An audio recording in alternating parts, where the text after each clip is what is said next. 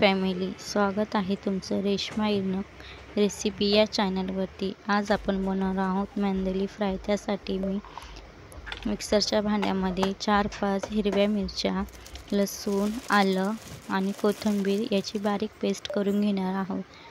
आपण आता मांदेली चांगल्या प्रकारे वॉश करून घेतलेली आहे।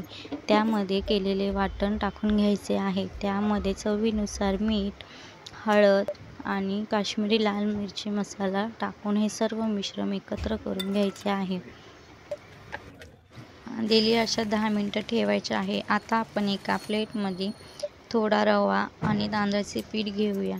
त्यामध्ये आपण आता चवीनुसार मीठ, थोडीशी हळद आणि काश्मीरी लाल मिरची मसाला टाकून घेऊया व हे सर्व मिश्रण एकत्र करून घ्यायचे आहे।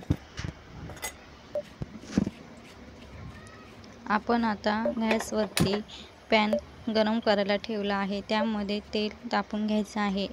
त्या मिश्रणामध्ये मांदेली आपल्याला चांगल्या प्रकारे डीप करून घ्यायची आहे। सगळ्या मांदेली मी अशा प्रकारे डीप केल्या आहे। आता आपल्याला फ्राय करून घ्यायच्या आहेत। तेलामध्ये एक-एक करून मांदेली सोडायची आहे। मांदेली आता एका बाजूने पलटून घ्यायची आहे। दोन्ही बाजूने व्यवस्थित शिजून द्यायची आहे। तयार आहे आपली अशी कुरकुरीत मांदेली। चला तर मग एकदा ट्राय नक्की करून बघा। Like and subscriber. Thank you.